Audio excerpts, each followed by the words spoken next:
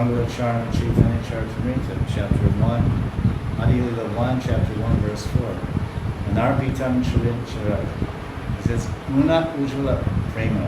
Lord Chaitanya has come to give Madhurya Prema in Bhakti Shriyam. It's the service of Shri, the service of Srimati Radharani.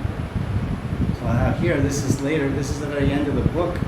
That's the beginning of the book, the Mangalacharana. This is the purpose of Lord Chaitanya's coming to this world. Now, Lord Chaitanya has not spoken all that much.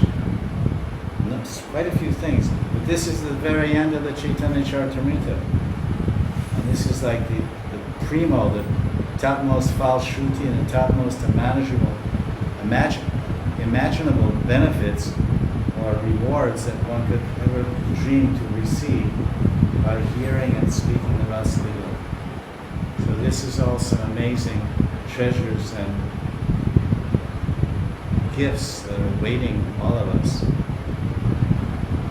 hear with faith. Is it clear what I said?